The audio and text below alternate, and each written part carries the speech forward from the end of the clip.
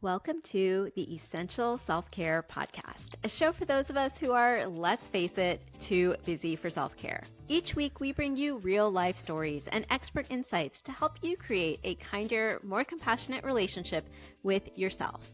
I'm your host, Dr. Sheetal Ajmani, a physician with over 2 decades of experience blending Eastern and Western well-being practices. As the founder of Radiant Living Institute, I'm here to help you reconnect with your own inner radiance. Remember, small changes make a large impact, and it all starts here. Please note, this podcast is for educational purposes only and is not medical advice. Always consult your own healthcare provider about your specific situation. Now, let's get started. Welcome back to another episode of Essential Self-Care. Today, I have the pleasure of welcoming Dr. Sarah Wittry to the Essential Self-Care podcast. Dr. Wittry is a hospice and palliative medicine physician and the founder of Vibrant Humans, a podcast and coaching practice dedicated to helping professional moms reclaim their time and energy for a more vibrant and balanced life. Today, Dr. Wittry is going to share a bit about her personal self-care journey. I'm so excited to have you here. Welcome to the show, Dr. Wittry. Thank you. I'm so excited to be here to talk to you. Yeah, absolutely. Absolutely. So let's just dive right in. So I often will start this episode with the same question, which is, can you tell us about a time in your life where self-care became no longer an option for you, but an absolute priority? And more importantly, can you tell us a little bit about some of the tools and modalities that you leaned into at that time? Sure. Yeah. So I think I feel like my self-care kind of went goodbye during medical school, like it does for a lot of people. And it really wasn't something that was on my radar, honestly. So I think that like a time that really stands out to me where I just knew, gosh, something has to change, was mid-residency when my husband and I became foster parents and got our first baby. And it was like trying to juggle becoming a parent as well as residency. Time, like my time was even less available, right? Like I was busier and busier, had more things to juggle, but I also became kind of, yeah, like I couldn't handle all the things in the same way that I wanted to anymore. So I was a lot more like anxious and irritable and just like super stressed out all the time. And I think that for whatever reason, that really prompted me to take a look, like zoom out a little bit and realize that, gosh, I need to figure out, how to reconnect to myself, how to find little pockets of time for myself, because it's not going well, like either way, at work or at home. And this is not how I want to continue, going about things for the next several years of my life, in this whole Yeah. being a doctor and a parent thing. Yeah, I So want to actually pause right there for a moment. yeah, I know we're just getting started too and just hitting like yeah, the tip of the conversation, but there's already so much that you shared that I do want to reflect on and just kind of pull out for our sure. listeners. First of all, I know you mentioned that like self-care just wasn't even really on your radar, through medical school, and it wasn't until like mid-residency. And that just, for me, also being a physician, it just makes me think back to my med school and residency years as well. And, I don't think I even really knew the phrase self-care until I was already out of residency, working for a few years into actually working as a full-time pediatrician. So, Mhm. I wasn't even familiar with that phrase. Now, that was, quite a while ago. And so certainly that this phrase self-care is becoming a bit more commonplace and mainstream. And now, I've even taught some workshops to young adolescents and young teenage Yeah, women about self-care. And I'm always just so impressed and awesome. amazed at like how much they already have such a great understanding of what self-care is. Yeah. Goodness, I just led a session a few weeks ago, as actually not a few weeks ago, this past weekend. Time just, sometimes has no Yes. reference point for time. It was literally just Totally. this past weekend that I led one of these sessions. And, what came up through their conversation was even talking about like boundaries. And I'm just so amazed because Hmm. that also wasn't Hmm. something that I really knew as a phrase and a definition and the importance of it in my life until probably like my early 30s, which is Yeah. around the same time that I heard of the phrase self care. Yeah. So I just thought that was interesting. Obviously, residency was such a challenging time as well for me in my life as well, as it is for many Hmm. physicians. That can be a very Hmm. challenging time. And so, of course, I was doing things to practice self care, but I just didn't know it as a concept. Right. So I just thought that was interesting that you shared that as well. And then there was something else that you shared. Let's see, you you weren't able to do things in the way that you wanted to. And that Hmm. phrase just really stuck out to me because I feel like, and I can share right now, as of the time of the recording, I have some things going on that I'm not going to get into details in this episode. But even earlier today, I was being a little bit hard on myself, feeling like I'm so distracted by this other thing that's going on in my life. And Hmm. I just told myself, well, it's not a distraction. Like, I actually do need to focus on those things, right? But I Yeah. think, especially as high achieving women, professional women, we can be so hard on ourselves when it's like these certain aspects of our life that maybe when something else, this additional factor, isn't at play, we're able to focus in a certain way. But then when we do bring in different factors, like for you, you were already mid residency, and then Hmm. you and your partner brought a child into the home, and so Hmm. then just adding in this other element and factor and responsibility and role into your life. And so I think I just wanted to bring that up too, that often we can be really hard on ourselves because we're not able to do things in the way that we want to. However, I Right. think sometimes giving ourselves grace that this is what this season and this moment is requiring of us. And yes, that may look different than it did at another time in our life. So, those were just a Absolutely. couple of little nuggets that just really, what you have already shared, triggered for me that I wanted to draw out and reflect on for Yeah. our listeners. But let's kind of get back up to speed. So you were sharing, all of this happened and you found that you needed to really start to find ways to reconnect with yourself through all of this that was going on. And part of this led you to this idea of thinking about needing to find even just small pockets of time for yourself. So let's pick up there. And then what did that look like for Yeah. you? Yeah, absolutely. So I think that, the sort of a process of like rediscovering what I enjoy doing outside of studying, and trying to, learn more and dive deep into things. It was really like, what do I enjoy doing that makes me feel more like myself, right? And that kind of replenishes me in a way that, and as well as things that I can do in like I said, short pockets of time, because I think I knew realistically, like I wasn't gonna have, several hour blocks to be able to really explore and soak it all in. It's gonna have to be like sprinkled throughout the day. And that's something that I do, continue to this day because now I've got 4 children and life is still really busy.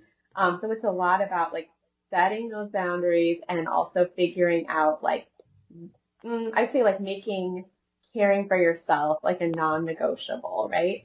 Yeah. So over time, I've really, the things that help me the most and practices that, I started doing more back then and continue to do today would be things like yoga, like even just little stretching poses, a few poses at a time, that really like help me feel more grounded, and just back into my body a little bit. And when I have longer times, I love to go to yoga class. Like it feels like a real treat, you know? But definitely just doing little yoga practices at home are amazing. Um, I also am a big reader, so even if I can read like, a few pages or a chapter here and there. It gets me excited. I'm like into something. I'm always reading a couple of books at once, right? Like fiction at nighttime and nonfiction in the morning. And it's just kind of like this rhythm I've developed. But that is something that I love doing and that helps me take care of myself.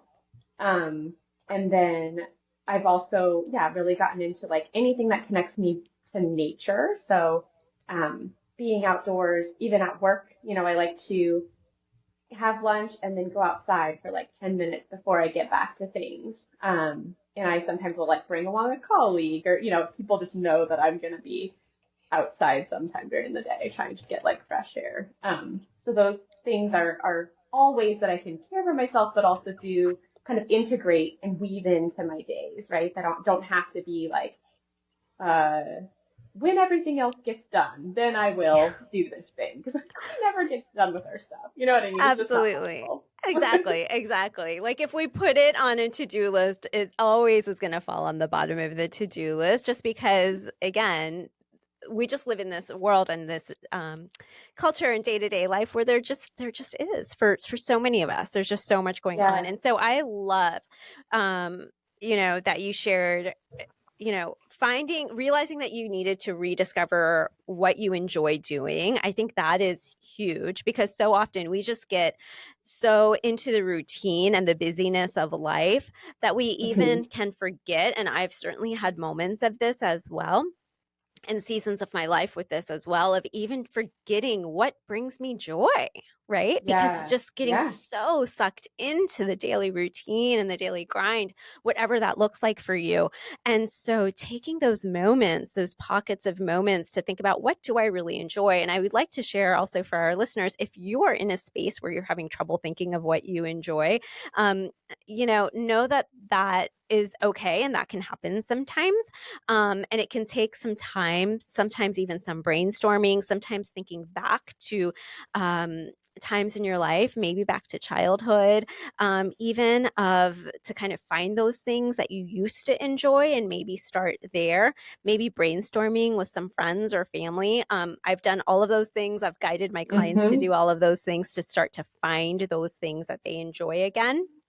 Because Right. what that does, just like you said, it can help lead you to feel more like yourself again. And those Hmm. tend to be those things that will replenish you. Right. And I love that Yes. word of just replenishing you, replenishing that energy. Before we go on, I'm excited to share something that could really make a positive impact on your life. Do you feel like you've lost touch with your true self? Reclaim Your Radiance is Radiant Living Institute's signature coaching program designed to help you reclaim your worth, renew your energy, and restore your happiness in your life, career, and relationships. This 6-module program has already helped countless women regain control of their lives. Whether by setting boundaries in challenging relationships, finding strength through life transitions like divorce, pivoting in their careers, or rediscovering their purpose as they embrace new chapters of their life.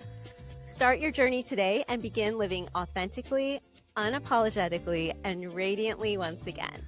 Head over to radiantlivinginstitute.com/reclaim-your-radiance to get started. I hope you found that helpful, and if you're ready to explore this more, check out the link in the show notes. Now, let's jump back into today's episode. And then also making some of these things non-negotiables. And I love how, one of my big approaches is that small changes make a large impact. And very similar to you, that came directly from my practice as a physician, right? Hmm. Because, Hmm.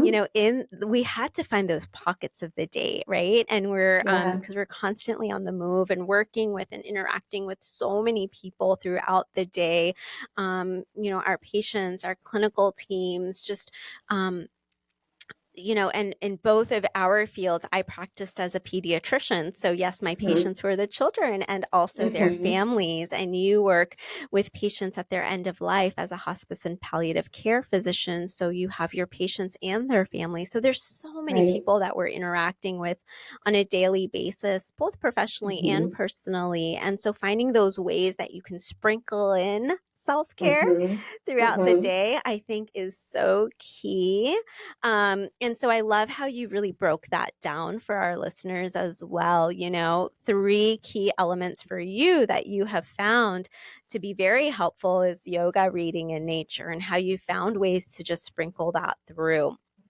And what I Mm-hmm. really like about that, you know, um, both you and I are obviously high achieving women, and many of the listeners who tune into this show are as well. And so we can tend to have sort of this all or nothing mindset. Like, okay, if I Totally. can't make it to the hour-long yoga class, I'm just not going to do yoga, and that's just not going to happen today. But Right. knowing that it's okay to just do a few stretches here and there when you have a few minutes, and that that can actually make a really big difference. Or, okay, if I can't read the entire chapter, Mm-hmm. I Mm-hmm. can at least read a couple of pages, right? And you're still Yeah. moving forward. Like, there's this sense of progress. You're still moving forward in the book. You're still Mm-hmm. right. Mm-hmm. Yep. Um, Yep. and more importantly, it's okay even to not attach ourselves to that and to do it just to do it Totally. because it replenishes you and because it gives you joy. Um, and so I love that. Totally. And I'm going to share a little nugget because I shared a little bit about how I'm going through one of those seasons right now. And I was just thinking, I was just having so much, you know, I have a huge sort of menu, you know, and I love how you listed 3 things Mm-hmm. because I think it can be helpful. And I kind of call that like a menu of self-care activities that Mm-hmm. work for you specifically, right? So for any of us listening, Mm-hmm. it's like kind of coming up with your menu of self-care activities that you can turn to at different times of the day or at different seasons of your life. And so I have this sort of large menu, but I noticed that I've been getting like tension in my shoulders and neck. And so I know that like scheduling a massage would be really helpful for me. And I'm not super regular with massages, but looking at my schedule this week, and then looking at the schedule for the massage therapist that I typically go see, I was like, I can't do like a full hour. But I saw that there were half an hour slots. And I was like, you Mm-hmm. know what? Something is better than nothing. And I know I need Yeah. this. I've been saying I need this for a few weeks. Right. Um, and it's so funny because I talk about this all the time. Small changes make a large impact, and find these small things, right? Yes. And yet I never thought of going in to get a 30-minute massage. Like I've always thought of it Right. only as like going in and getting a 60 minute. So I scheduled Right. that, but I just give that as another example of, Mm-hmm. you know, being open to, um, finding these things that you know will replenish you, that will, you know, will make you feel better. Um, Mm-hmm. but maybe it doesn't have to be the full, you know, hour, 2 hours, especially given what our your own unique lifestyle looks like. Right. Totally. Totally. And I agree. I think also like that's that mindset of being open-minded about and curious about how can I, right? Rather than like looking at your day or your week and be like, it's impossible, can't do it. Maybe I'll try again next week because we all know like it's just not going to get less busy, right? Right. There's always going to be things that fill up our time. And then I don't know, for me, I've also been, I guess, on a journey for a while with trying to view my self-care and my routines and everything with it with less judgment and also just like it's okay sometimes to just do something for fun and not like grade myself on my habits, you know what I mean? And really just like I don't know, it's like a little bit more of like a mm, creative or like lighthearted spirit around it. Because sometimes I think, yeah, like when we decide we're going to do self-care, we kind of make it something that we check off of our list and we're like, yay, did it, you know? Yeah, exactly. We can Whereas just develop like like those. actually enjoing it. Right. Like we can develop this like rigidity to it. Yeah, exactly. Like, oh, Yeah. I need to check yoga off my list, you know, and Yes, then make ourselves feel guilty about it as opposed to doing something just purely because it feels good, right? exactly. Yeah, Like yeah, going yeah. back to and remembering the actual sort of intention of self-care, Hmm. right? Like I always say, like, I don't want your self-care to become something that you feel guilty, like put pressure on yourself and then Yeah, feel guilty about not getting to, right? Like, so let's make it right. small, let's make it achievable, and let's take some of the pressure off and minimize any sort of obstacles to kind of getting you there. And one way to do that is to think about, how can I just sort of sprinkle it in throughout the day? And I think Hmm. that's such a great little visualization too. I just like visualize in my head, just kind of like sprinkling in these little, Yeah, things throughout the day that are going to help you feel better. totally. Um, and then at some point, perhaps making some of those things non-negotiables, as you had mentioned too, and figuring out what Hmm. that is. Now, I'm Hmm. curious. So, as you've been doing this, and your journey or your sort of journey, intentional journey with self-care really started when you brought your first child home, and now you mentioned that you have more children. So Hmm. so how is all of this, having integrated and brought these practices into your life, how do you feel like that affects you now? Like, what is the um benefit or impact that you see in your life, and or the lives of those around you, through you being intentional about your self-care practices? Yeah, that's a good question. I would say that, to be honest, I don't know what it would be like without it, right? Because it is so non-negotiable at this point. But I think that I would be not very fun to be around. And so, and so I think that it has helped me have something to anchor to, is the best way I can say it. Where I know throughout my days, my weeks, my seasons, I have those things that are just going to be part of my life, right? And it helps me, I believe, be more intentional and more peaceful, kind of have that inner peace, right? When I'm going around doing things, because a lot of things are like kind of chaotic or difficult emotionally to like raise children and have these difficult conversations. And it's a lot, it can take a lot of emotional energy, like both personally and professionally. So I feel like self-care has helped me to, yeah, show up as like best version of myself more often of the time, right? Not like 100% it by any means, but like more often. And it honestly is like a way that's really helped me to be more aware of myself. And so if something is off and I feel like I sense it quicker, you know what I mean? And I Mm-hmm. can kind of be like, ooh, not feeling my best. It's not just a day. It's like been a little bit of time, right? It's been several days or it's been a few weeks.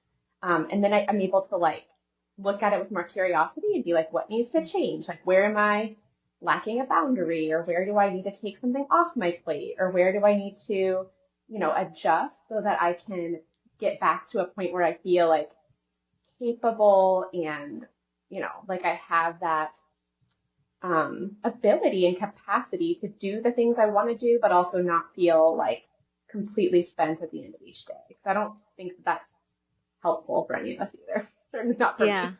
Yeah, You know what I mean? absolutely. So I love what you shared, and I'm just going to recap a few of those points as we begin to wrap up here today. One is that having these self-care activities that have over time become non-negotiable for you and already been become in many ways integrated into your simply your way of life has served as an anchor, something to kind of keep you grounded, even though other things continue to change in life, as that often Hmm. always does. But having Hmm. some of these practices are a way to anchor and ground yourself, as well as things that you um, can continue to come back to, obviously throughout the changing seasons. Yeah.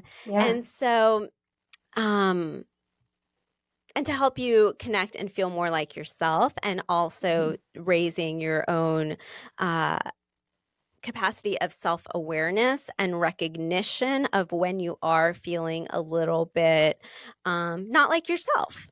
And Hmm. so, and then being able to go through this sort of self inquiry process of, okay, what is leading to that? And now, what are some practices that maybe I can put into place or need to maybe adjust to help me feel more like myself again? And being able to recognize that sooner. So, I love those points. And Hmm. I definitely personally do resonate with many of those as well, of these of self-care practices serving as an anchor, of helping to increase our self-awareness and allow us to be able to recognize changes within ourselves sooner so that we can respond and I'm going to use the word intervene sooner, but what I mean by intervene is really, going through that self-inquiry process and seeing, okay, what sort of practices can I integrate or change or evolve so that I can get back to feeling more like myself again.